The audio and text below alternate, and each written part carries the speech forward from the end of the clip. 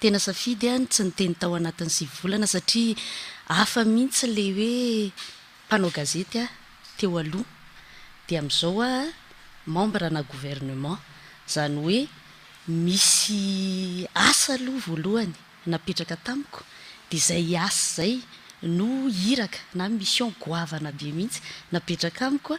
dia tsy hoe tsy manam-potoana iresahana fa aleo mifantoka bebe kokoa any amin'ny asa noho ny hoe mbola miresaka toy ny teo aloha. Efatra amin'ny fakely nyity vehivavy ity no nanam-paniriana ny ho lasa jamba ary mikaroka izay fomba rehetra atongavana amin'izay tanjony izay. Arak'izany misy fotoana izy mandany andro mandinika ny masoandro amin'izay mba izy voka-dratsy amin'ny masony ny herin'ny hazavana. Efa nandramany ihany koa ny nanao solomaso mainty sy nitondra tehana fotsy izany hoe mitondra tena toy ny olona jamba mihitsy. Teo amin'ny 20 taona ny aza nanapa-kevitra ny hianatra biray na ireny soratra natokana ho an'ny olona manana olana amin'ny fahitana ireny mihitsy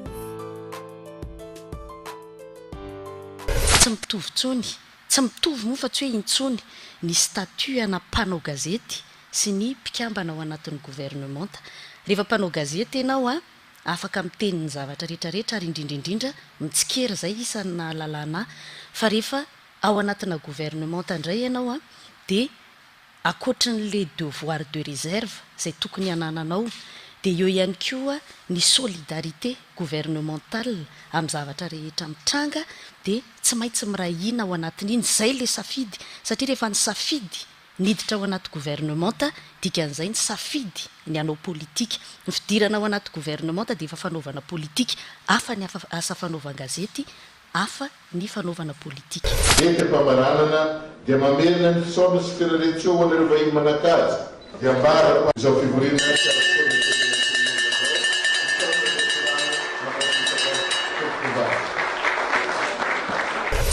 Jirama zany akoatran'le hoe olana eo amin'le famokarana satria nahoana ny masokarenanay faobe zany hoe coût moyen zany amin'le famokarana dia 600 ariary eo nefa ny prix moyen zany hoe vidy varotana moyenne zany dia 350 ariary kilowattheure eo isaka mivarotra le kilowattheure zany zay dia efa maty antoka le elanelan'ny 600 sy ny 350 250 ariary zany iny mikambakambana dia manome an'le fahasarotana ara-bola zany fa akoatran'iny koa nefa dia mbola misy fahasarotana ara-bola satria akoatran'le famokarana iny zany dia zay le manao vente crédit io zany hoe ny anay tsy alohan'ny inana aloha dia mandoa ianao fa efa avy mila le anao vao mandoa dia inona zavatra mitranga misy zany mauvaise foi les clients dia lasa izy tsy hitanao tsony ny situation an'ny facture anay tsy voaloha zao hatramin'ny androany manodidina ny eo amin'ny 240 milliards d'ariary eo. Teboka teny mazava tsara ny fiofanana nomenareo tompon'andraikitra ny komina na ireo mitantana mpisolo toerana mandritra ny fifidianana na ireo be ny tanàna vaovao izay voavidy teo ny fomba famondram-pitantanana eo anivon'ny asan'ny rotota ny fotoana anaovana izany ary ny fametrahana ny fomba ofisialy ny be ny tanàna isan'isany avy. Atao ty fiofanana tia mba ho voalohany indrindra mba hanara-penitra zany ny famondram-pitantanana eo amin'ny tompon'andraikitra teo aloha sy ny vaovao. Ny tena mba te hanome tanana ry zareo ka dia izay le efa ny azavaiko teo tamin'ny premier ministre Kolo Roger dia efa tsy ohatran'io le izy Mathias hoe maro be ny zavatra tiany vahoaka hapoitra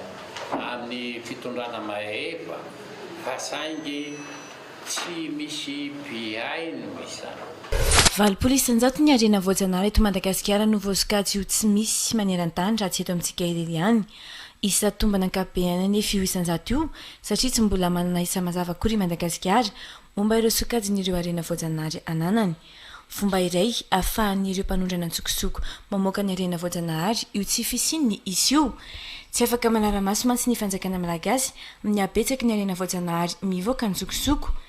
Misy aza rehefa tratra eny amin'ny sistany ireo arena ireo vao fantatra ny karazany sy ny vidiny ary ny tombony mety hoentiny eto amin'ny firenena. Isan'izany ireo sokatra misa 700 mahery tratra teny Ivato ny herinandro lasa teo.